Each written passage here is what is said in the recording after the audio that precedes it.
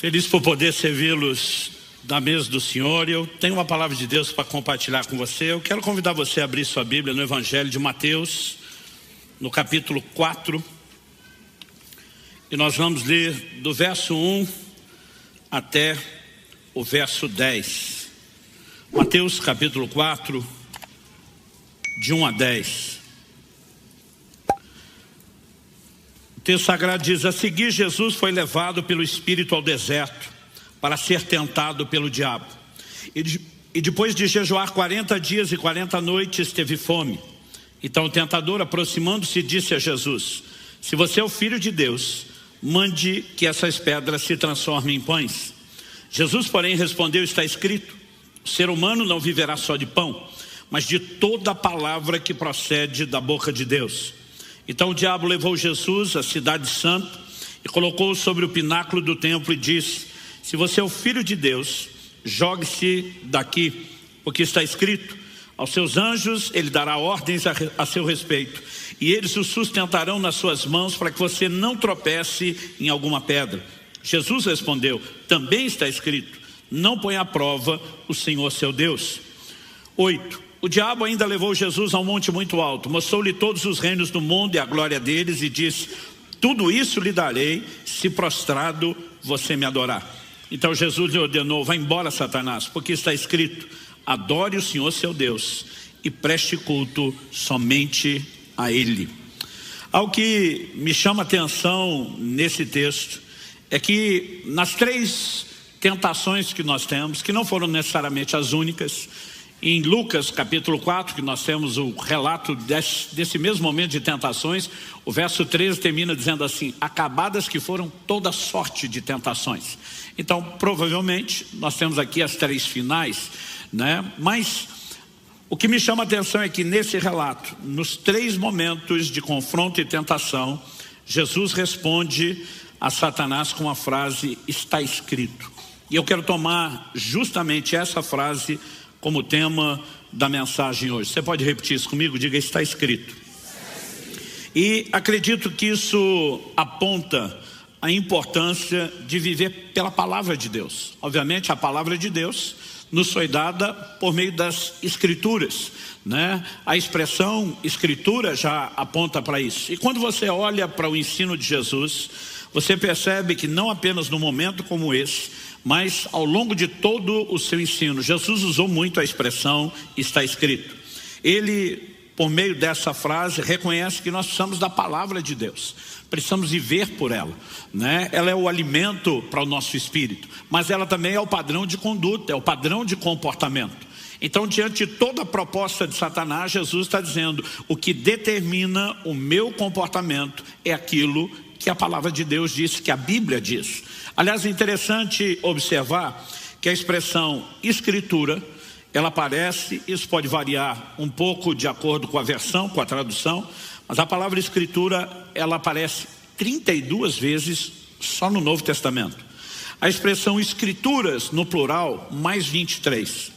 A frase está escrito, que eu estou mencionando, né, ela aparece em torno de 80 vezes no Novo Testamento. Agora, além de toda essa menção escritura, escrituras no plural, né, a expressão está escrito, nós temos várias outras inferências sem que você tenha o uso da frase. Por exemplo, o autor de Hebreus, ele diz: como disse alguém em certo lugar. A gente brinca que é a citação bíblica de quem está ruim de memória, né? Como disse alguém em certo lugar, não lembro quem nem onde está escrito, mas que está lá, está. Então, você vai encontrar várias referências às escrituras, mesmo sem que tenha o padrão de repetição da frase. Em outras ocasiões, nós vamos ver, né, expressões como Deus ordenou, o mandamento de Deus, palavra de Deus, e aí você vai subindo esse número de forma exponencial. No Evangelho de Mateus, no capítulo 15, por exemplo, nós vemos já no verso 3, Jesus questionando os judeus dos seus dias: por que vocês transgridem o mandamento de Deus por causa da tradição de vocês? Jesus está dizendo: vocês não têm direito de colocar uma tradição em rota de colisão com o mandamento de Deus. O que Jesus queria dizer quando fala do mandamento de Deus? No verso 4 ele diz: porque Deus disse. Onde é que Deus disse? honre o seu pai e sua mãe. Ele está se referindo às Escrituras. Depois ele vai dizer no verso 6, assim vocês invalidam a palavra de Deus por causa da tradição de vocês. Então, nós vamos ter expressões como mandamento de Deus, ordenança de Deus, né? A palavra de Deus, e tudo isso aponta para a mesma verdade que Jesus está sustentando de forma prática, no confronto com Satanás, nos seus ensinos. Qual?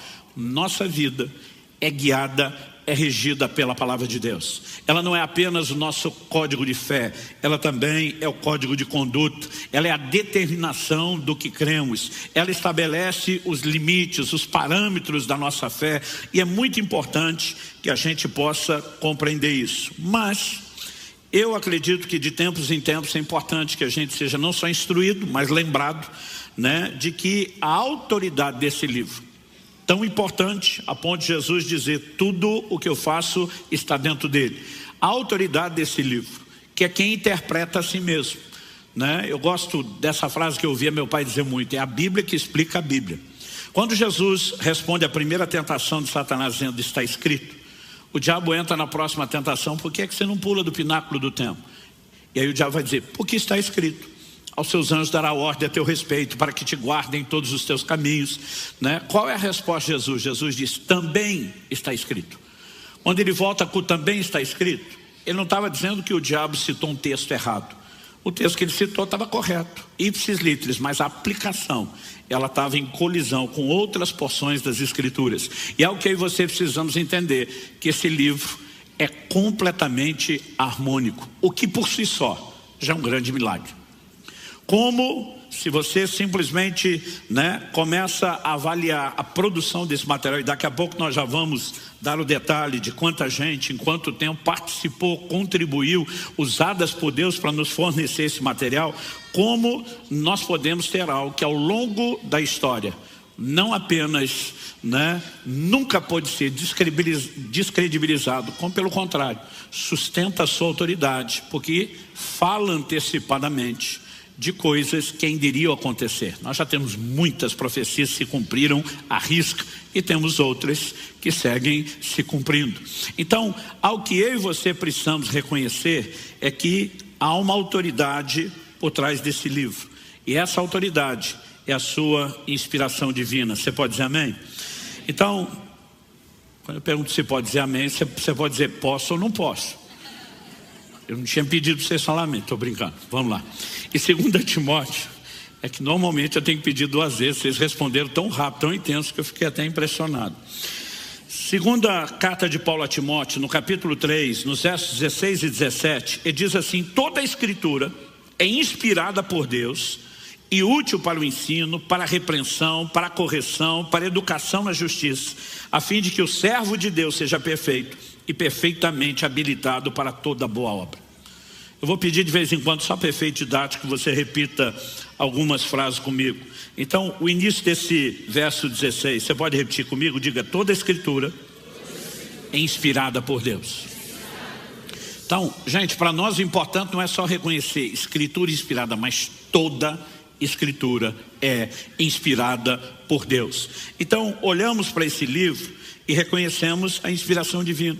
E de vez em quando eu tenho pessoas que me abordam, que questionam, mas o livro foi escrito por homens. Eu digo, é lógico, não foi Deus que desceu escrever com o seu dedo, como fez com as primeiras, né, 2 tábuas de pedra que ele confiou a Moisés. Mas, embora ele tenha levantado e usado pessoas, a Bíblia nos mostra que foram pessoas inspiradas por Deus. Na segunda epístola de Pedro, no capítulo 1, nos versos 20 e 21, a Bíblia diz assim, primeiramente, porém, saibam que nenhuma profecia da Escritura provém de interpretação pessoal, porque nunca jamais qualquer profecia foi dada por vontade humana. Entretanto, homens falaram da parte de Deus, movidos pelo Espírito Santo. Então, se puder, repita comigo, falaram da parte de Deus, movidos pelo Espírito Santo. Então, nós temos uma participação, obviamente, dos homens que foram inspirados, como diz Paulo a Timóteo, movidos pelo Espírito Santo, como diz Pedro. Mais de 40 pessoas estão entre o grupo de escritores, num período de mais de 1.500 anos, de culturas, línguas, profissão, formação, status sociais completamente diferentes. Me diga qual a probabilidade estatística de um grupo de gente desconhecida, de lugares e épocas e culturas e formação tão diferentes, produzir um material tão harmônico. Outro dia alguém estava comentando comigo que no museu, se não me engano, é o do Louvre, existe um volume gigantesco de livros armazenados. Não estão lá para ser acessados ou lidos como uma biblioteca. Estão lá só como um lembrete. São livros que ao longo dos séculos foram desacreditados. Teorias que foram comprovadas estar erradas. E todo esse volume estaria lá, segundo a pessoa compartilhou, só como um lembrete de que o conhecimento é progressivo, de que a gente não deveria tomar algumas coisas como absoluto. Pensa num livro que nunca vão botar lá. As Escrituras, a Palavra de Deus. Ao longo dos séculos, foi o livro mais atacado, perseguido, nunca pôde ser descredibilizado. Então, quando a gente olha, nós reconhecemos que a autoridade por trás do livro é a própria inspiração divina. Né? Outro dia alguém falou, não, pastor, olha, eu até creio em Jesus, mas esse negócio de crer na Bíblia toda não dá. Falei, então não dá para crer em Jesus. Primeiro, porque é a própria Bíblia que fala de Jesus. Então, se ela não é confiável, por que a informação que você tem sobre Jesus seria?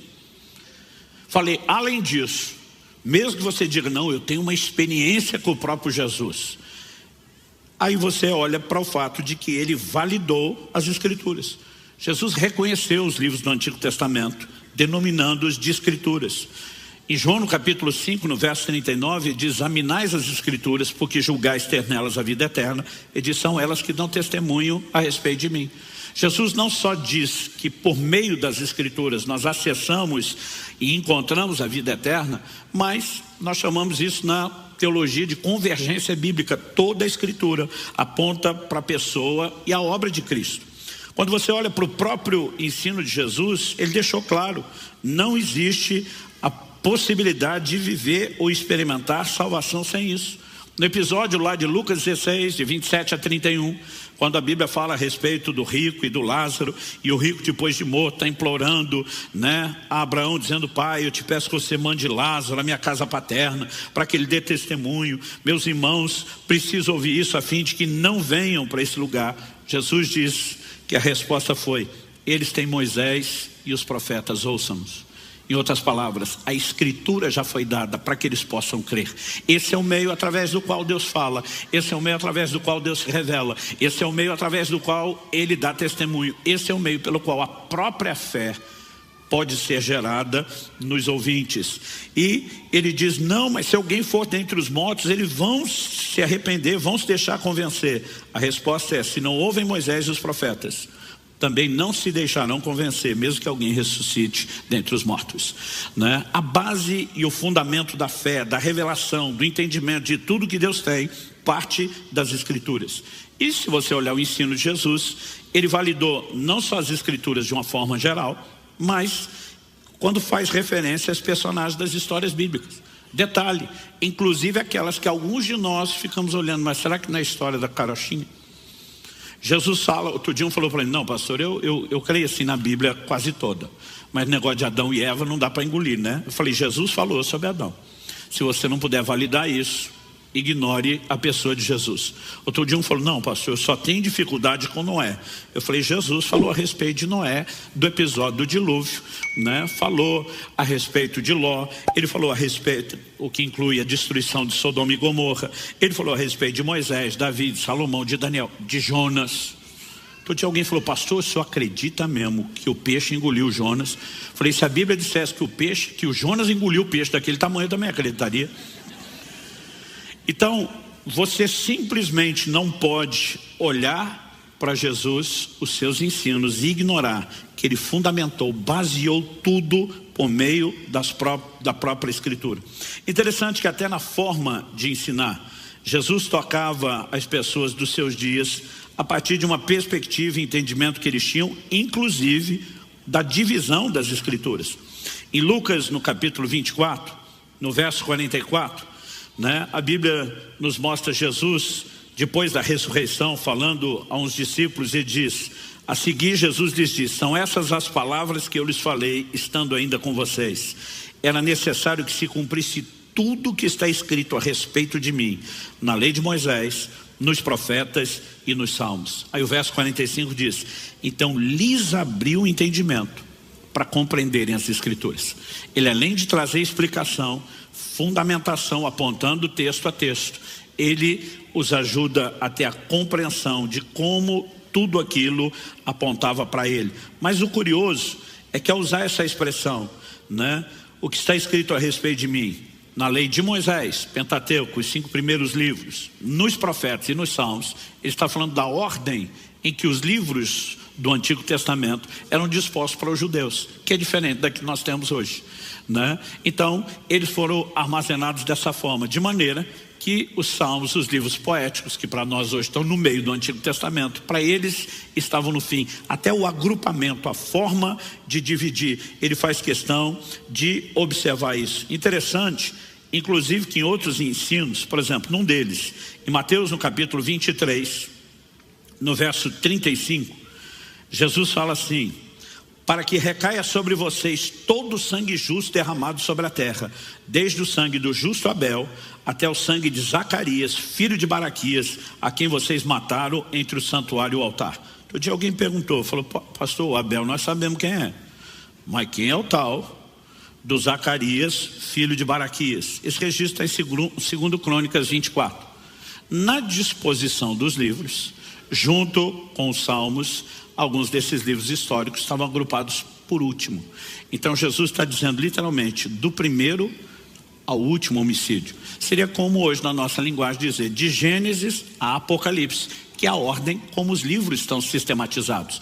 Então Jesus não apenas dizia: olha, temos um conteúdo divino, mas ele está dizendo até mesmo a maneira como isso está disponibilizado para vocês é algo, né, que eu conheço, que vocês conhecem, e eu vou usar como referência para vocês. Conclusão: se a Bíblia não é digna de confiança, então também Jesus não era. Nós não podemos relativizar isso. Nós vamos perceber que o próprio Jesus leva os discípulos a entenderem que tudo o que ele está pregando, o que ele está fazendo em prol de nós, é o cumprimento das Escrituras. Tudo está fundamentado na palavra. Então, o ponto de partida para mim e para você tem que ser de reconhecer qual é a autoridade do livro. Sua inspiração divina é a palavra de Deus. Amém? Segundo lugar, se reconhecemos a autoridade do livro por conta da sua inspiração divina, então precisamos ter o cuidado de viver pelo que está escrito.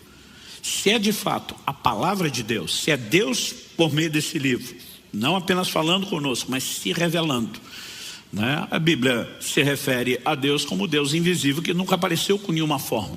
Se ele não quis aparecer com forma, como podemos conhecê-lo? Jesus disse: são as Escrituras que dão testemunho a respeito de mim. Deus está dizendo: apesar de não ter mostrado a vocês nenhuma forma, eu revelo meus atributos, meu propósito, meus intentos, meus feitos por meio das Escrituras. Se nós queremos conhecer Deus, precisamos conhecer a Escritura. Mas não é apenas saber sobre Deus. Quando Jesus responde diante de Satanás, vez após vez, está escrito, ele está dizendo, ela não pauta apenas o credo doutrinário, ela determina a nossa conduta.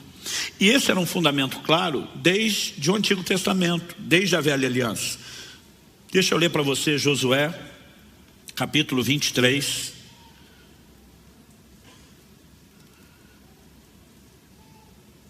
E o verso 6.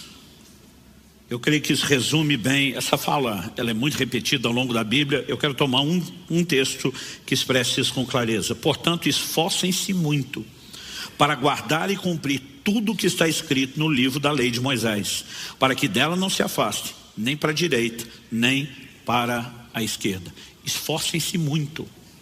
Ou seja, nós precisamos falar de um cuidado, de um zelo, de uma dedicação. Esforcem-se muito para quê? Para guardar e cumprir tudo que está escrito no livro da lei. Você pode repetir isso comigo? Diga: esforcem-se muito para guardar e cumprir tudo que está escrito no livro da lei.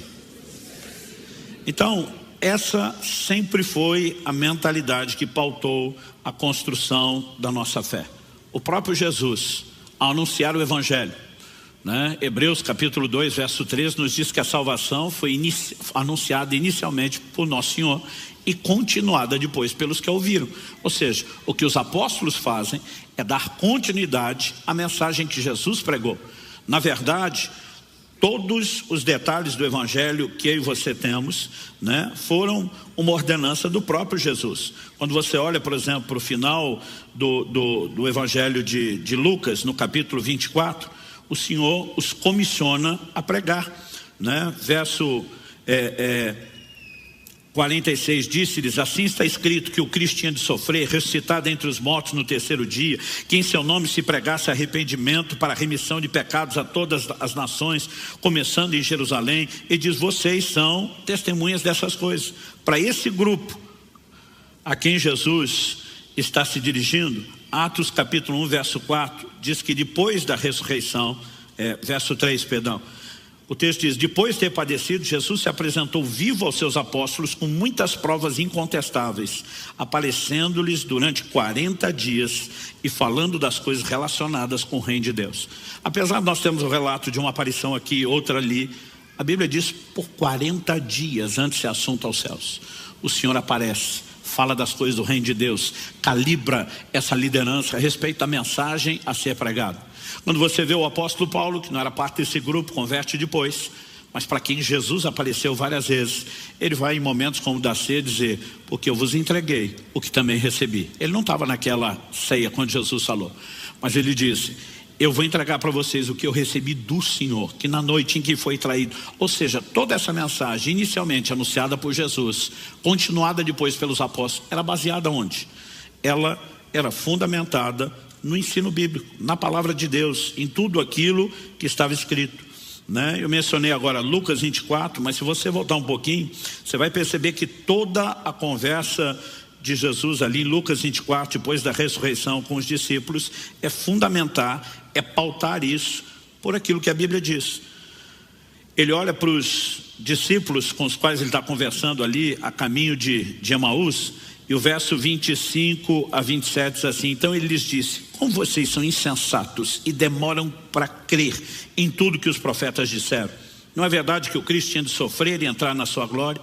A Bíblia diz: e começando por Moisés e todos os profetas, explicou-lhes o que constava a respeito dele em toda a Escritura.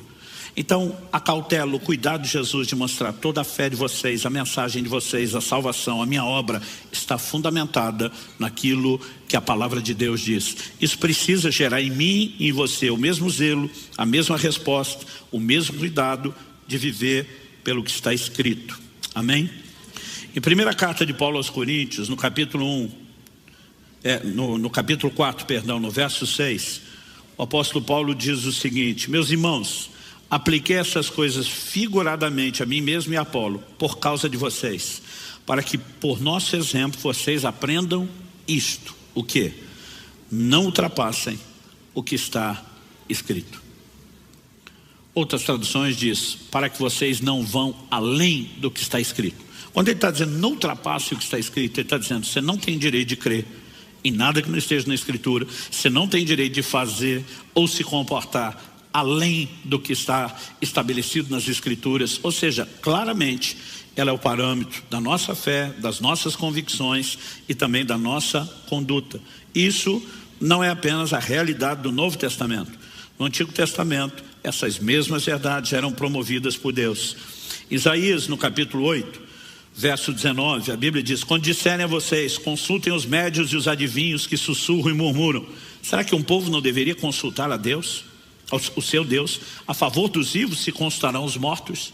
Aí diz assim, verso 20: a lei e ao testemunho, se eles não falarem segundo essa palavra, jamais verão a luz do alvorecer. Então Deus diz: em vez de consultar os mortos, o seu povo tem que consultar o seu Deus. Como se consulta Deus? A lei, ao testemunho, as expressões como a própria Escritura, né, era chamada e referida. Ou seja, o tempo todo, né, havia esse cuidado, esse zelo. Tudo tem que passar pelo crivo das Escrituras.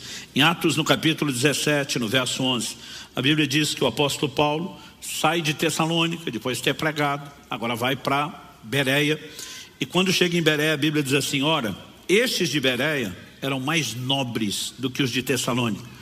Em Tessalônica eles resistiram à palavra de Deus, perseguiram Paulo. Paulo sai, praticamente corrido de lá. Mas a Bíblia diz: esses eram mais nobres do que os de Tessalônica, pois receberam a palavra com toda avidez. Eu amo essa frase, Outra tradução, como ele veio, diz: com grande interesse.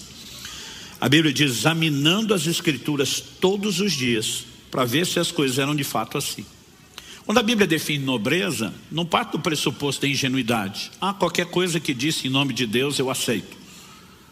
Mas eles iam checar. Peraí, você está citando o texto? Vamos ver se está escrito. Vamos ver se é desse jeito. Vamos ver se está em harmonia, Então, a nobreza é abrir a possibilidade de fé que vem por meio de uma única fonte, a palavra de Deus. Vou repetir o que já falei antes. Romanos 10:17 diz que a fé vem por ouvir, e ouvir a palavra de Deus. É por isso que o verso seguinte, o 12, diz: com isso muitos deles creram. Porque a escritura tem um poder de convencimento que não é meramente humano, natural ou intelectual. É uma fonte espiritual. Mas eu e você precisamos compreender que a própria mensagem determina esses padrões. O apóstolo Paulo, que, como eu disse, recebe de Jesus o evangelho, não pregou nem anunciou o que queria. Em Gálatas 1, ele diz no final do verso 7 que havia alguns que estavam pervertendo ou querendo perverter o evangelho de Cristo. O que significa perverter? É você mudar, é ajustar, é adaptar. Então isso não é de hoje, gente, é desde o começo. Que tem gente, em vez de querer ajustar a sua vida à palavra de Deus, ele quer ajustar a palavra de Deus à sua vida. Mas olha o que Paulo fala sobre isso, verso 8. Mas ainda que nós, ou mesmo um anjo vindo do céu, aliás, pensa que a maioria das religiões que distorce a escritura alega ter recebido revelação de anjo que veio, que apareceu e falou. Ele diz: mas ainda que nós, ou mesmo um anjo vindo do céu, pregue a vocês um evangelho diferente daquele que temos pregado, que seja anátema.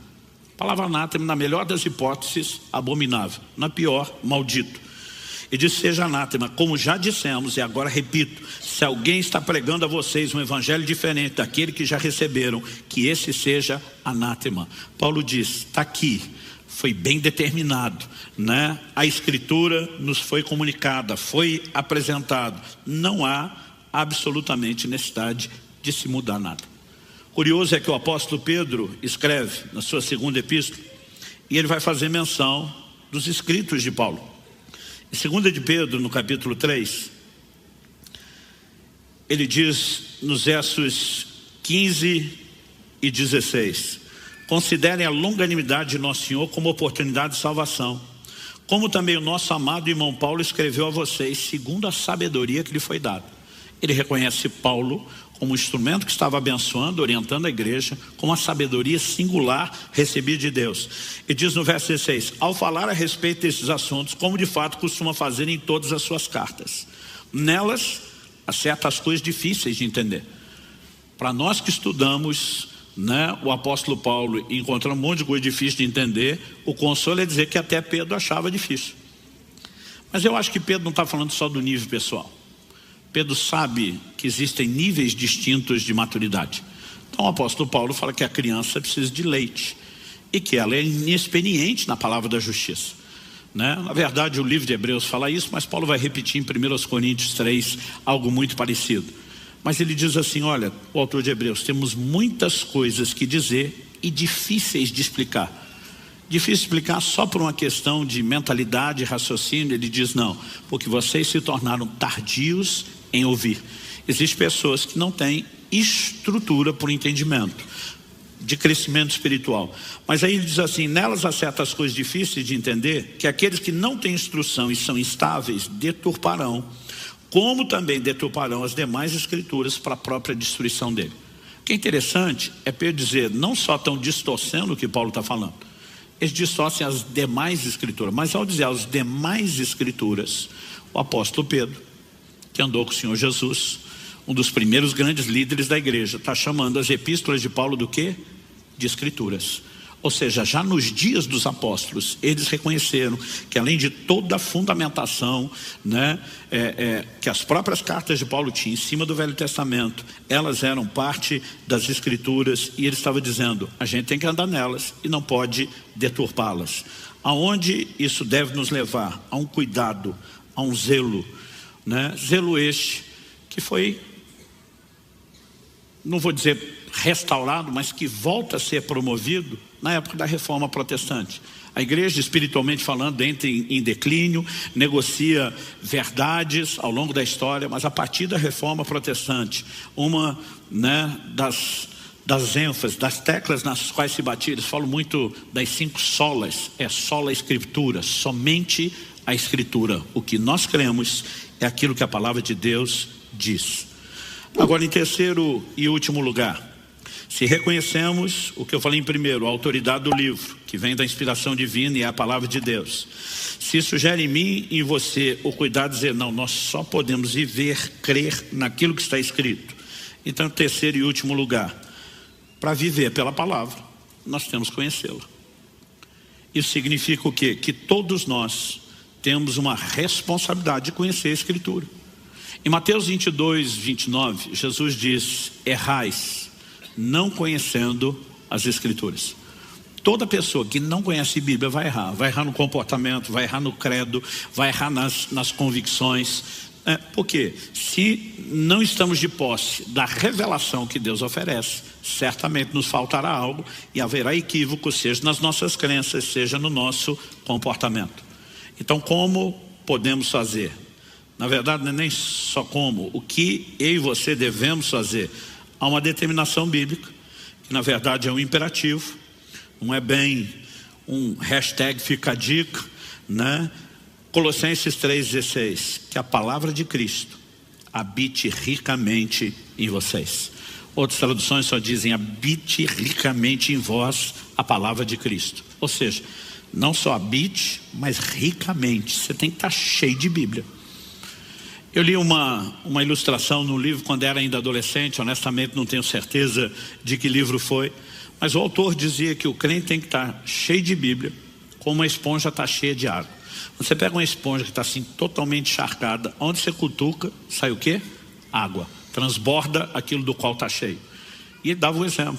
Cada vez que o diabo tentou tentar Jesus, resvalava nele, saiu o quê? Está escrito, está escrito, está escrito. Até porque a boca fala do que está cheio, o coração.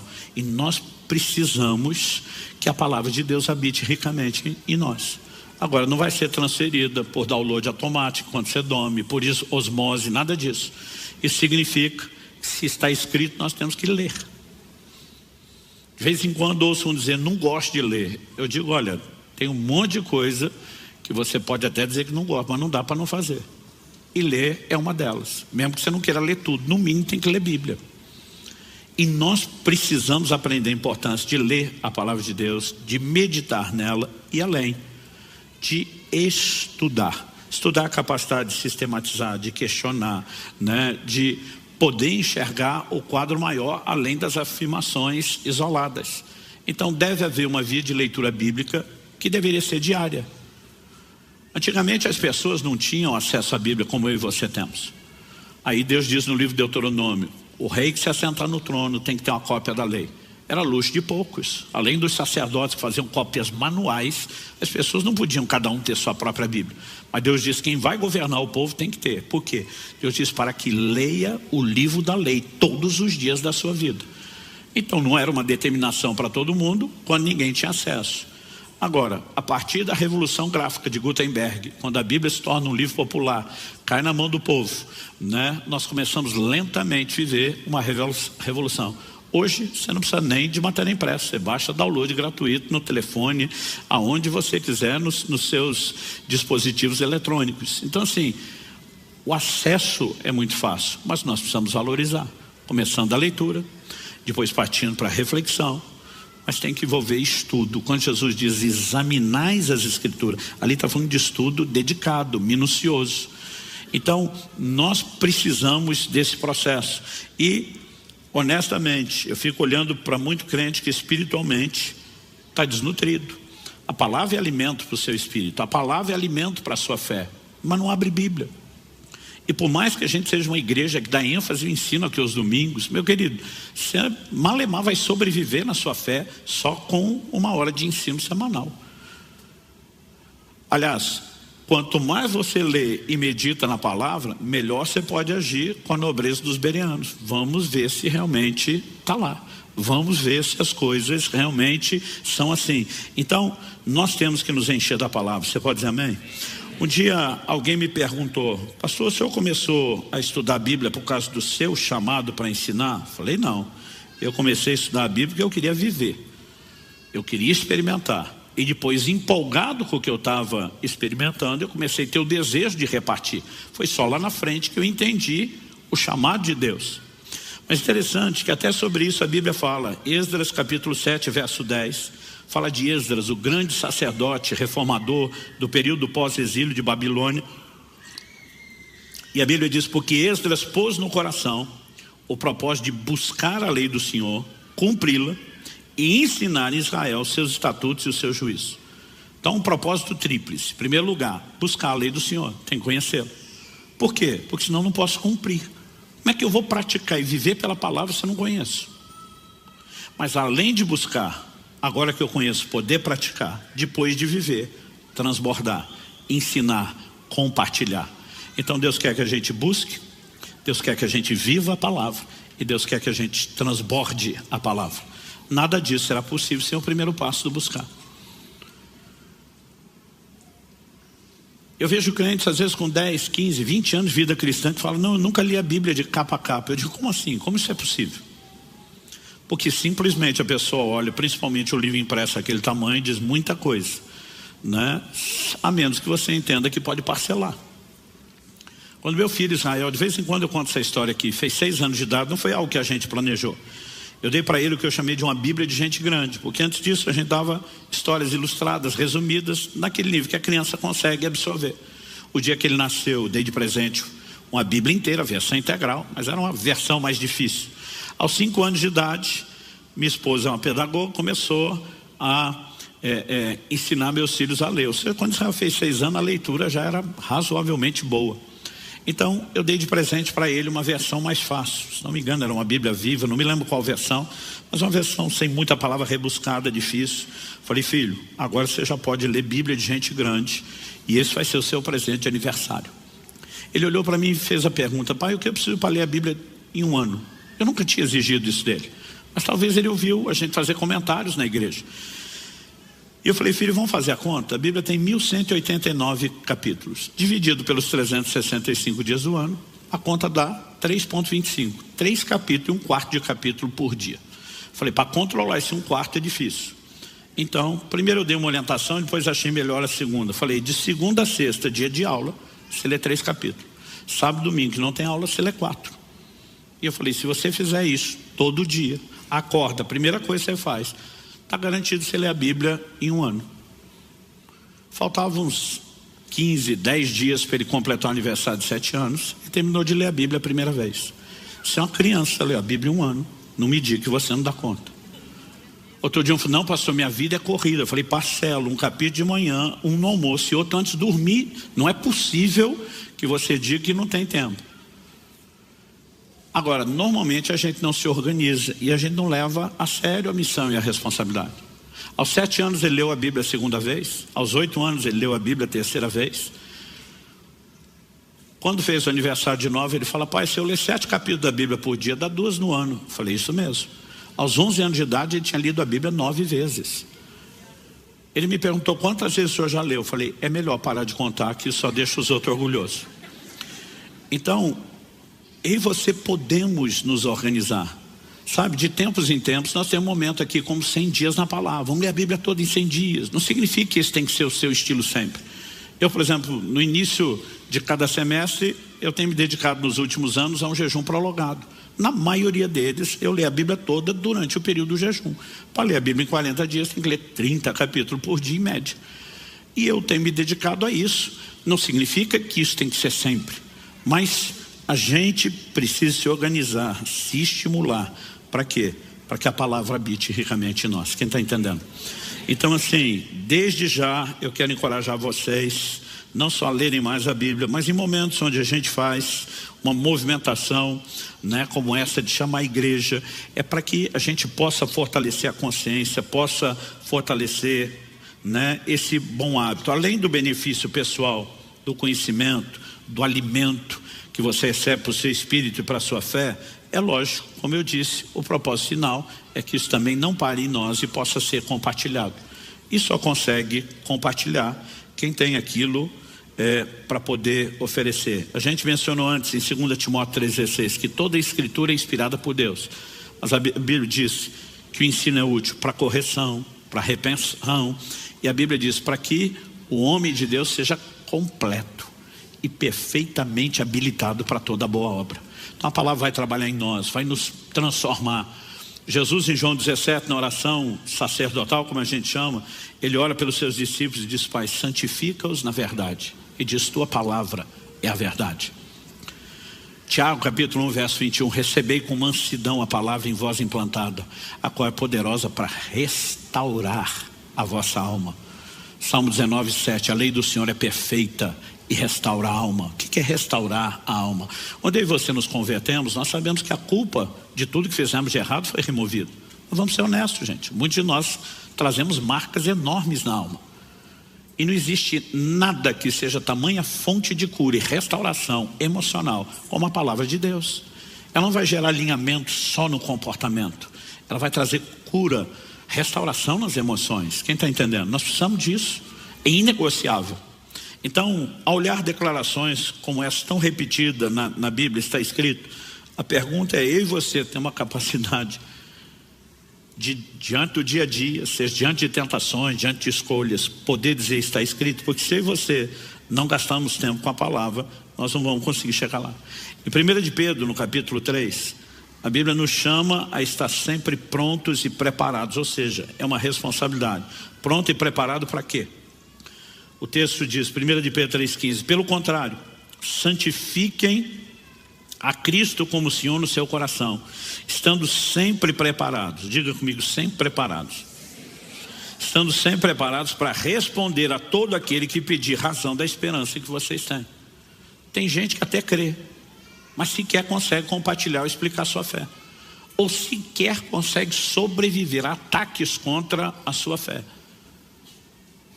Eu sonho com um dia, e eu oro, onde nossa escola bíblica fica aqui congestionada, o povo disputando vaga, ansioso para aprender, porque de alguma forma isso, gente, não reflete só um desafio de agenda, reflete uma falta de reconhecimento de importância. Se entendemos o que é esse livro, nós vamos, como o salmista, dizer: quanto amo a tua lei. Eu não consigo acreditar um crente que diz que ama a Bíblia, mas não abre, não estuda, não se interessa, não fala a respeito dela. Então, ela precisa voltar a ocupar um lugar de importância na minha e na sua vida.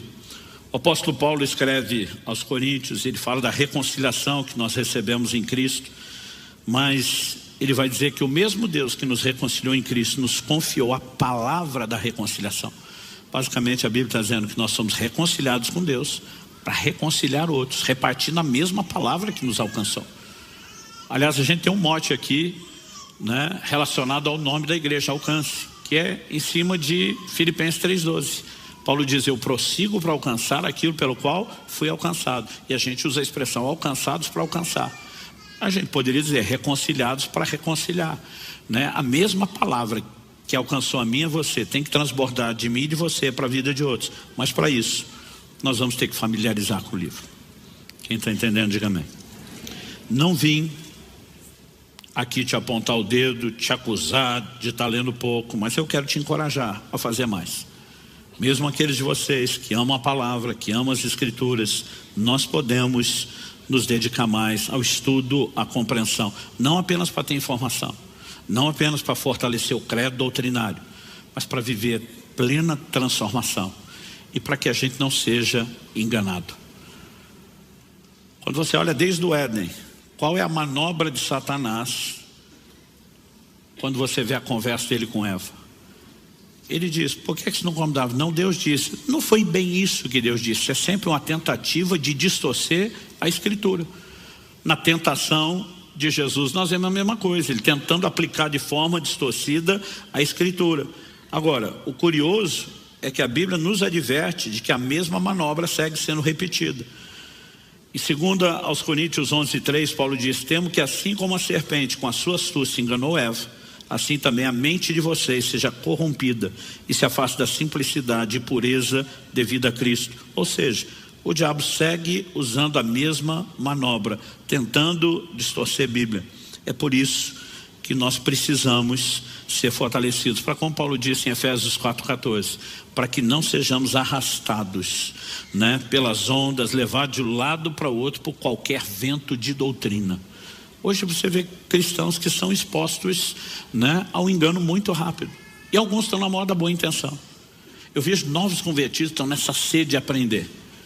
Aí porque estão na sede de aprender, os caras já entram em tudo quanto é fora de internet, sem saber quem está falando o quê, tentando discutir assuntos para os quais eles não têm a mínima estrutura.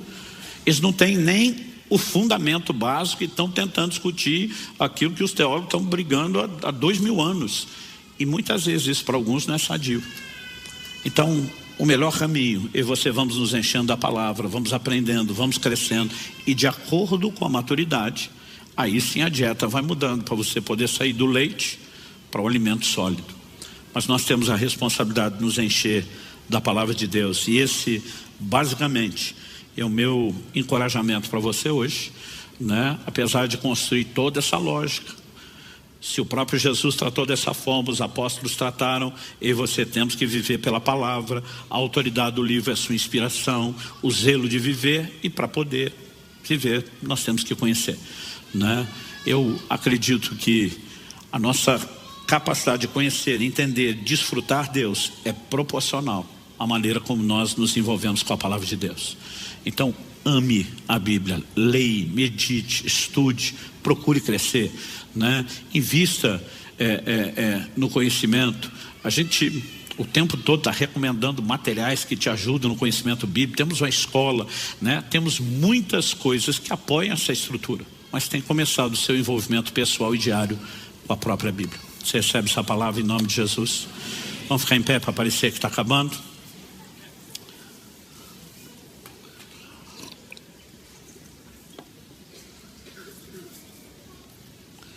Meu Deus, nós te pedimos que o Senhor nos permita sair daqui mais do que com informação, mais do que com material para pensar ou processar, embora o Senhor também use isso. Nós oramos por despertamento. Nós oramos que o coração possa ser de fato atraído para a palavra. Que a percepção de importância venha mais do que por uma conclusão intelectual, racional daquilo que foi dito. Nós oramos que de fato o teu Espírito provoque isso nos nossos corações. Nós oramos que o Senhor nos guie, que assim como o Senhor abriu o entendimento dos discípulos do caminho de Emaús para entender as Escrituras, que o Senhor faça o mesmo em nós. Que possamos, ó Deus, aprender a orar como salmista, desvenda os meus olhos, para que eu contemple as maravilhas da tua lei.